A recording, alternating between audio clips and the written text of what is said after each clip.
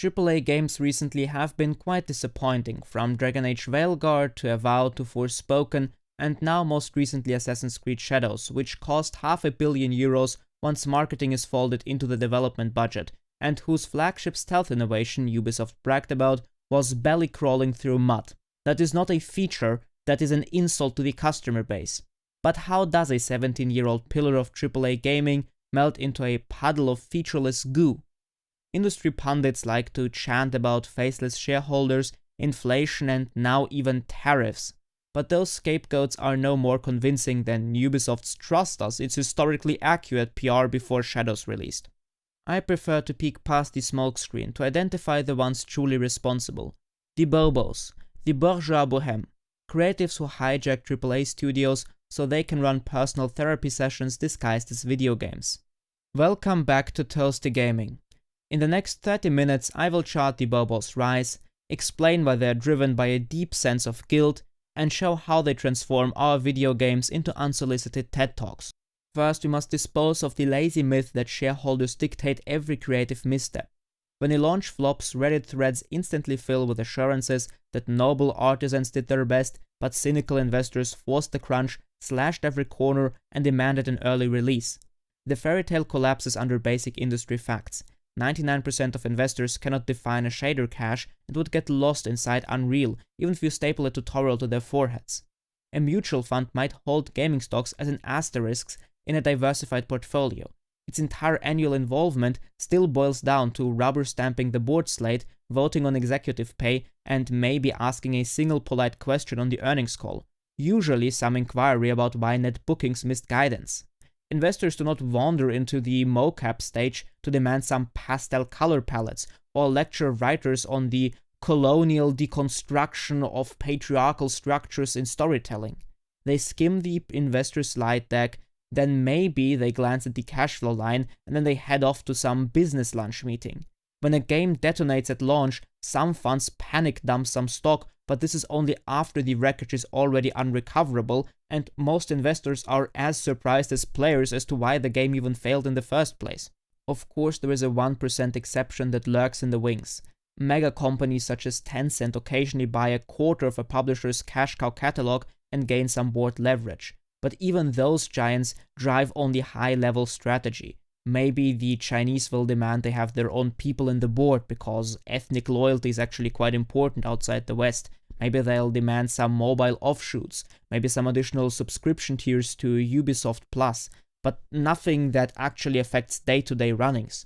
Nobody at Shenzhen cares whether Naoi looks like a man or whether the dialogue reads like Tumblr fanfiction in AC Shadows.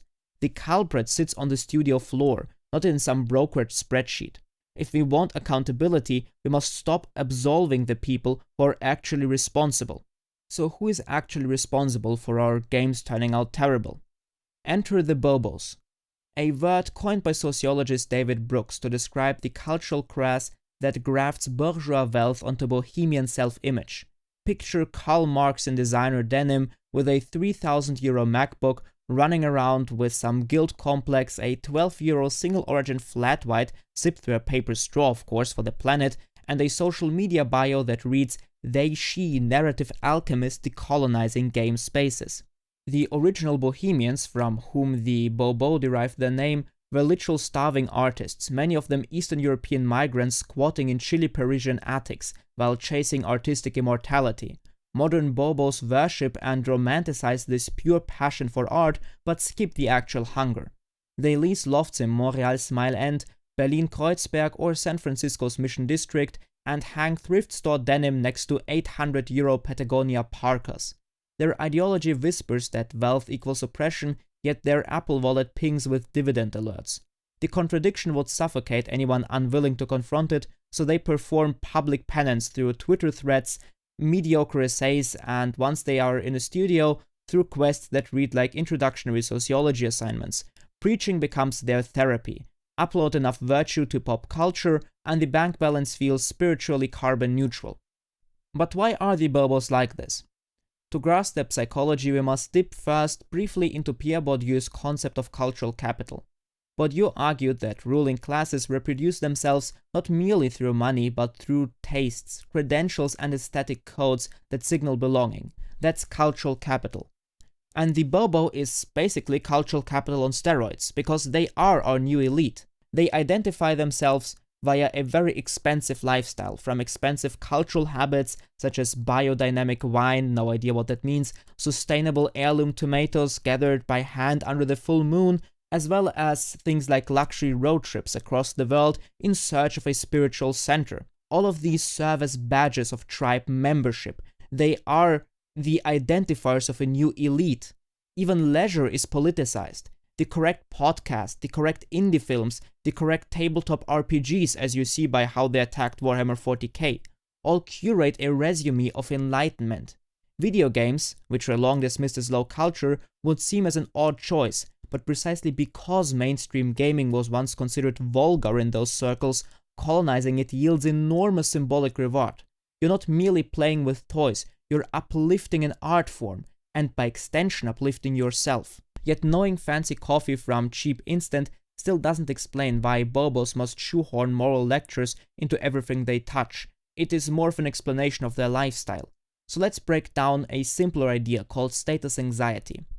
Picture the old money families who own railroads or timberland, or even the poorer versions of that, which own multi-generational law firms or well-known doctors' practices. Their grandchildren could crash every Bentley in the garage and the family would still be rich because the assets just sit there printing rent. Bobos do not have that safety net. Their income and prestige depend on trendy prestige careers, journalism, tech startups, university jobs, diversity consultants, fields that can collapse the moment the culture changes. Inside that roller coaster, the quickest way to feel permanently important is to plant a moral flag so tall that nobody can yank it out. By declaring that their personal brand equals social justice and that every dissenting voice is on the wrong side of history, they create a fortress nobody can siege with metrics or layoffs. If tomorrow's election wipes out their job title, they can still look in the mirror and say, "I'm the righteous one here."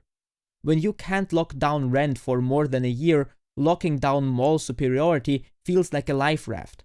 Just look at Alyssa Mercante from Kotaku when you want a practical example of this concept. This status anxiety is why Bobos are constantly so snobby, but their missionary zeal also traces back to what historians shorthand as the spirit of '68.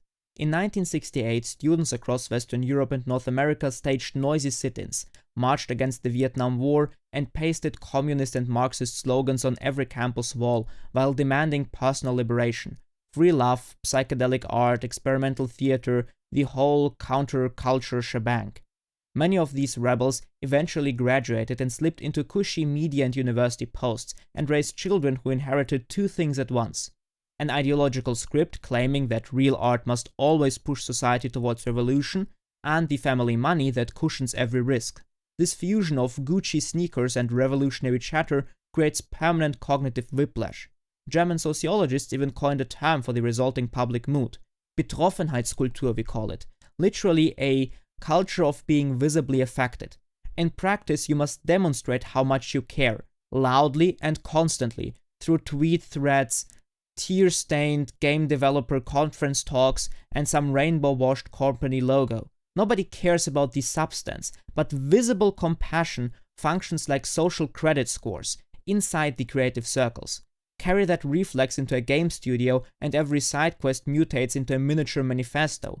A blockbuster release can never just be a cool game if each design review now asks whether the level dismantles hierarchy, centers unheard voices, and punishes players for the lack of empathy with absolute evil like Tolkien's orcs. All of this comes from a Betroffenheitskultur within these game studios, what we would more commonly call virtue signaling.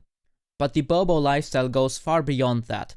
Did you ever notice how journalists, developers, creative leads all talk rather weirdly to the normal person? Well, that's because even the way Bobos talk is a status ritual. Decades ago, the anthropologist Mary Douglas argued that every culture draws symbolic lines between what it considers pure and what it considers impure, and it does so through repeated little rituals. Think of shaking hands, crossing yourself in church, or clinking beer glasses before you drink. For BoBos, the ritual is language itself. Terms like problematic you will hear often, lived experience, emotional labor, learning empathy, perform all the same boundary-drawing function a secret handshake would in a yacht club. The moment those words land in a design meeting, everyone in the room instantly knows who is in and who is out. If you nod along and use the correct terms, congratulations, you are part of the enlightened inner circle. If you ask for a clear definition, you have marked yourself as an outsider who must either convert or be crushed.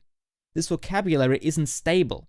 It churns at high speed. Latinx becomes Latine, BIPOC morphs into global majority, and non-player character might soon be flagged as dehumanizing. Because the lexicon updates roughly every 18 months, you must remain glued to the correct Twitter feeds. Well, another example of how quick things change, now no longer Twitter feeds, but Blue Sky and Mastodon feeds, and the correct far-left conference panels just to stay fluent in the correct terms.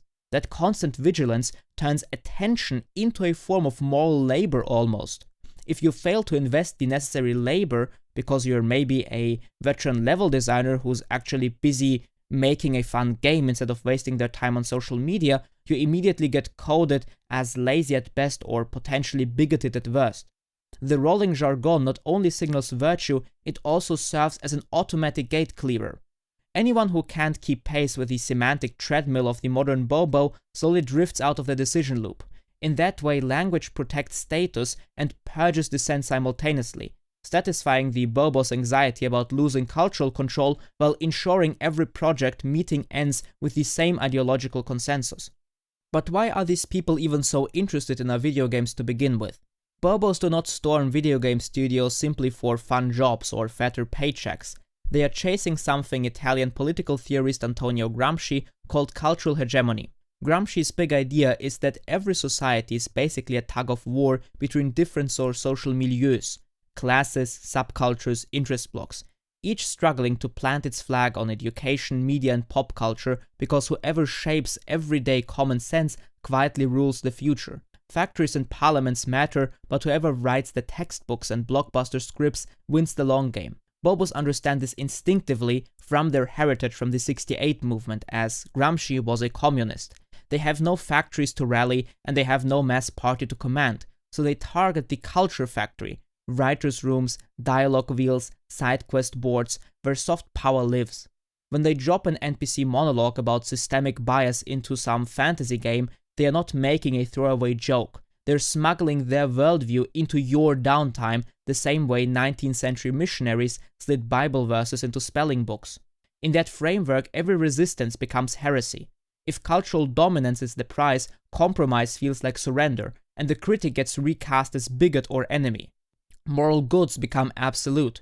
Question them and you stain your soul as surely as a medieval heretic. That is why Bobos swing so hard so often. They believe the entire battlefield of modern values is at stake, and losing a single dialogue line in a single game means losing ground in a never-ending class war they are waging against the entire rest of Western society. Now that we understand who the Bobo is and how they think, we can understand the three-step capture process that funnels Bobos into the helm of AAA game projects. First comes the tuition toll booth. Game art and design MFAs cost 40–50,000 euros per year and rarely, if ever, offer scholarships. Admissions committees also prefer applicants who already display the correct aesthetic literacy. Portfolio pieces that echo contemporary identity discourse. We once again return to the '68s movement I mentioned when many of these people conquered the universities. The pipeline therefore screens for both wealth and ideology long before the first lecture. We've got an Austrian government study that confirms that pattern.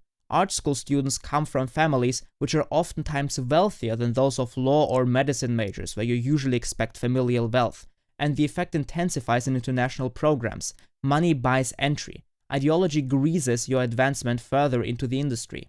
Second comes the geographic filter. Studios cluster in global city playgrounds such as San Francisco and Vancouver, where rents have drifted so high that median earners literally cannot buy groceries without roommates. Entry-level narrative designers earn around 42,000 euros, while a one-bedroom apartment near the studio devours well over 2,000 euros a month. Without parental subsidy, 60% of income disappears into housing vapor. Candidates from modest backgrounds give up or pivot into remote QA gigs, leaving the local creative floor to the Bobo monoculture.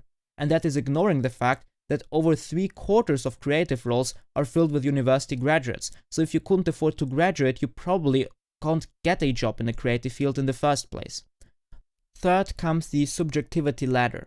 Bug counts are, well, countable. Frame times can be benchmarked. By contrast, the question of whether a level theme centers decolonial perspectives is infinitely debatable. Value judgments are subjective in this field, so whoever controls the moral vocabulary controls the conversation. Human resource policies reinforce this condition. A complaint about bland color grading gets filed under artistic taste and ignored. A complaint about color-coded marginalization triggers immediate investigation. Ideological compliance becomes the safest path to a promotion. Once entrenched in the game studios, BoBos wield 4 superpowers. They hide behind the subjectivity shield because no key performance indicator measures whether Aloy's face ensures female empowerment, and anyone who questions the design is branded anti-feminist and shut down before the comment can mature into reliable data. They wield moral weaponry. Disagreement triggers HR investigations, citing microaggressions. They exploit social media economics, at least they used to do that, when a viral thread about decolonizing level design accrues more career juice than 5 additional points on Metacritic, and this did actually happen about a decade ago before the remainder of society started to slowly reclaim the internet. If you want to have a live example of how things used to be, just check out Blue Sky or Mastodon. Finally, the BoBos float on cost opacity. A narrative pivot at alpha stage never shows up in the budget as a €6 million overrun, but as creative iteration.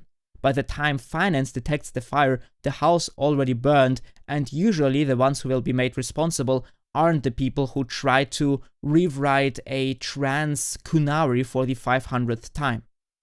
All of this sounds very theoretical so far. BoBos, Gramsci. So let's just show you some real-world examples which expose these fingerprints in forensic detail. Exhibit A is Obsidian Entertainment, normally the RPG studio we're all rooting for. In November 2024, art director turned Twitter philosopher Matt Hansen posted, "Black artists, my DMs are open and you'll get priority. Too many crusty white dudes in this field, let me help you replace me." Screenshots blew up across X and Blue Sky. Elon even looped Microsoft Satya Nadella in because apparently shareholder relations now happen by subtweet, and 48 hours later an anonymous Google Doc alleged Hansen bullied juniors who weren't the right flavor of woke. None of that is verified, but the finished product is, and it tells its own story. Avowed launched on 18th February of 2025 with an art direction that looks nothing like Pillars of Eternity, the universe it spun out of. Just look at the comparison on screen right now. Avowed's world glows with tropical mint and bubblegum pink like some Fortnite game, while classic Pillar settlements are rendered in cool slate of blues and low-key torchlight. Generally, Pillars of Eternity used to be very colorful, but with a very cold color palette. Magic effects, for example, run with moody amethyst over grey stone, whereas Avowed blasts you with lens flare magenta. It is quite literally Fortnite colors pasted onto a supposedly grim Median frontier. And this isn't even the only problem. Just look at important factions you will meet in Avowed, like the Paladins of the Steel Garrote. In the lore, an order which is, as the name suggests, famous for garroting its enemies. Well, now its paladins suddenly wear bright white clothing and the same uniforms as regular Ediran soldiers, the faction they're allied with. This doesn't make any sense from an art design perspective, because how are you going to sneak up to someone in bright white clothing and then garrot them? Completely unrealistic. And I could continue talking about these issues for hours and hours, but this isn't the point of the video. The point is, we see a visibly Bobo art director who created a low-quality game, and Steam numbers back up my skepticism. Tracker VG Insights pegs lifetime Steam revenue at $16 million, with about 280,000 paid copies, and peak concurrence never broke 18,000 players. Even if Microsoft keeps the full 70% cut, that's roughly 11 million net on a project insiders say cost north of $80 million. Game Pass will of course add some license money and casual tourists, but nobody believes those side channels multiply revenue by a factor of 8. Obsidian's PR line of "we're happy with engagement" really means the DLC hasn't been cancelled. Yet. No hedge fund manager demanded neon reptile swamp monsters or hot pink spell trails. One mid-tier creative, led by juiced social media applause for his racism and shielded by subjectivity, dragged an entire art team towards a disastrous final product. The result is a game that feels like it's cosplaying some unholy child between a Saturday morning cartoon and Fortnite in a universe which once was built for political intrigue and existential dread with questions of life and rebirth. Of course, Matt Hansen doesn't deserve the only blame. The final trash heap was a team effort by every creative lead who signed off. Now let's move on to Exhibit B, BioWare, EA's former story goldmine. Bloomberg's Jason Schreier reports the project went through multiple complete script rewrites between 2017 and 2023. Every time a new narrative director arrived, the theme had to be recentered on modern inclusion values. Translation, a fresh round of ideological turf war, one flavor of extreme leftism battling another, while Thaddeus' lore gets bulldozed in the crossfire. Former writers say that each rewrite reset the milestone clock, piling crunch on crunch and vaporizing tens of millions in payroll. When Veilguard finally launched on the 31st October 2024, it pulled a decent critic score, but EA had to quietly admit to investors that only 1.5 players had shown up by January. That's about half of the internal sales targets, and that's not even sales, that's just players. The stock cratered not just because of that, but also because of issues with FIFA, and nobody at EA is popping champagne over a project that overspent, overlectured, and underdelivered. Again, no hedge fund manager rang Edmonton HQ to demand they-them pronouns for the elves. This was 100% internal Bobo culture circles. And everyone who knows Dragon Age notices this. If you actually know who Andraste is, or can spell Kunari without a Google tab, Veilguard reads like some fever dream where Dragon Age meets a TikTok fanfic. Finally, the star of my recent financial autopsy, AC Shadows. Insider Gaming and a handful of Ubisoft devs on Discord claim Tokyo's support studio pushed for a grounded Sengoku-era story, while Montreal leadership insisted on 2 protagonists and just 1 checklist. We ended up with Yasuke, the walking discourse magnet, and Naoi, who only seems acceptable because Yasuke is in the game. The atmosphere looks gorgeous until you notice fun stuff like Chinese architecture in Osaka. And what about the stealth, the franchise's actual DNA? Ubisoft dedicated an entire stealth subgroup, complete with its own director, and after years of work, the big innovations showcased at Ubi Forward and also in the game, where you can blow out torches and you can belly crawl through mud. That's what happens when a feature team earns AAA salaries but answers to a diversity checklist.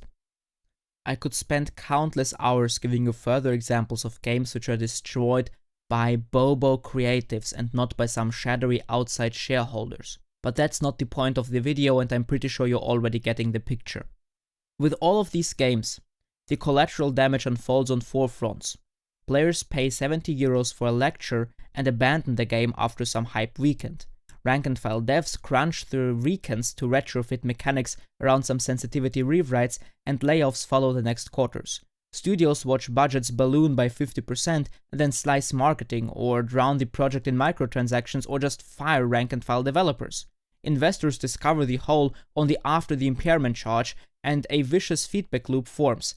Ideological pivots inflate the costs, then the financial experts at the company notice that there's no longer any money and then try to get back the margins with predatory monetization. Then the players revolt because the game is annoying virtue signaling, the revenue collapses, and the axe swings again, once again usually, hitting not the ones responsible but the rank-and-file developers.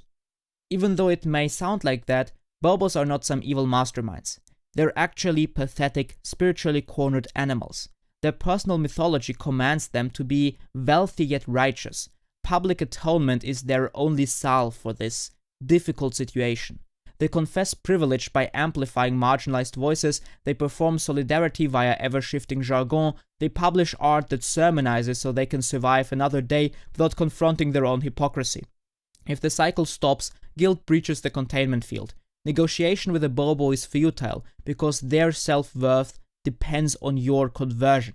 There is no surrender, there is no attempt to reason with them.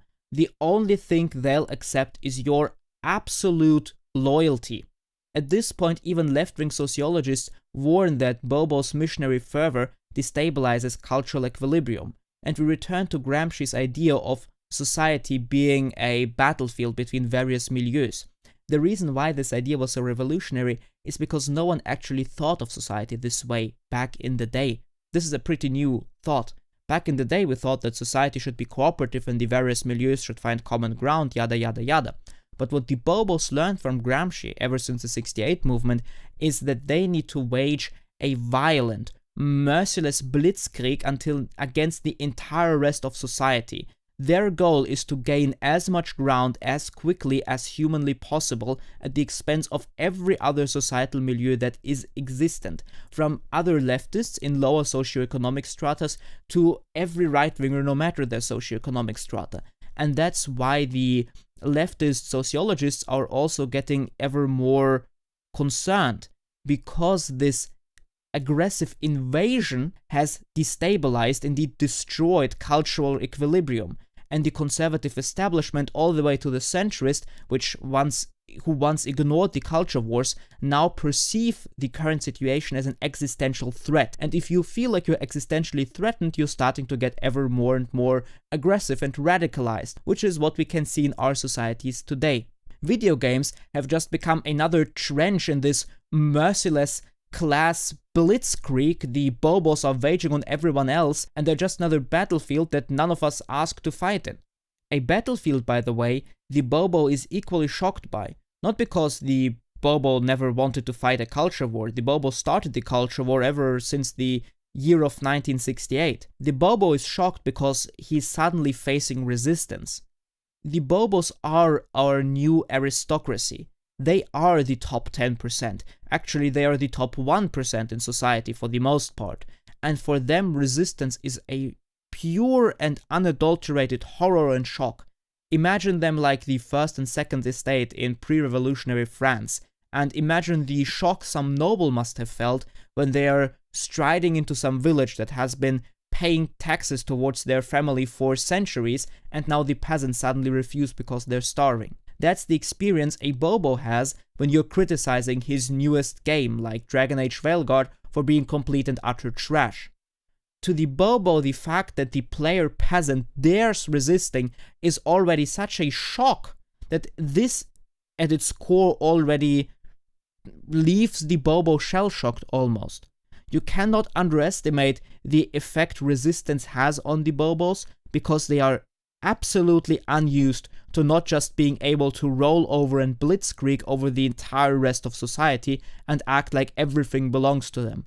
Gaming was the first field of culture ever where they faced resistance. They took over the universities, they took over the positions in journalism, they took over all the player positions in theater, opera, music, movies even to a large degree. But they have so far not yet succeeded in conquering gaming in its entirety. And this is making the BoBos insane. It is driving them to a mad and frenzied rage, as you can see with their constant meltdowns about evil racist gamers. We've analyzed the perpetrator. We've looked at 3 victims of his murder spree. And here you have the final autopsy report on why AAA gaming is dying. The crime scene isn't some smoke-filled Wall Street boardroom or some shadowy cabal meeting place. It's the open-plan collaboration space where $100 an hour creatives swap soyjack emojis about dismantling power structures, while the actual game they're supposed to develop bleeds budget, lore, and players. Shareholders or other factors are the scarecrow everyone points at when the harvest fails, but the crows packing the crop to pieces are wearing studio ID badges, sipping 12-euro flat whites, and tweeting victory threats about representation. 3 different publishers, 3 different franchises, yet the same pattern emerges every time. Some BoBo creative lead has a new moral epiphany, who then orders the entire team to rewrite, re-record, and recreate a game that fits the ideological mission of proselytizing the masses. The deadlines for the game obviously detonate, the budget bloats, the fun virtually disappears, and once launch day finally limps in, everyone is disappointed, and the BoBos won't even have the balls to accept their own failure, but will try to blame some external forces like racist gamers TM, or the evil investors or shareholders who made them rush, or anyone, just not themselves, because what they are doing is an absolute moral good, and proselytizing the masses can never be wrong and can never be unpopular, and anyone who thinks it's unpopular must be evil, because what they're trying to force is an absolute moral good. And meanwhile, we gamers get half-baked mechanics, lore that reads like Tumblr fanfic, and DLC that is sold as life support, while studios swing the layoff axe to right size for market realities. Funny how the accountability gap always lands on our wallets and the rank-and-file developers, never the people who actually steered the ship into the iceberg. Plenty of developers would like to ship actually enjoyable games without sermons, but BoBos superpowers, their 4 positions of protection, suffocate any dissent. Raising concerns triggers a cultural competency review into your person. Questioning the 4th rewrite earns the label of being change-averse. Pleading for realistic schedules draws accusation of privileging deadlines over inclusion. Publishers used to dread public relations blow-up and cancelings on Twitter, and quietly approve inflated budgets. Investors stare in pure shock at the beta slides until the next franchise sinks, and nothing shifts without external pressure, refund waves, and mocking memes.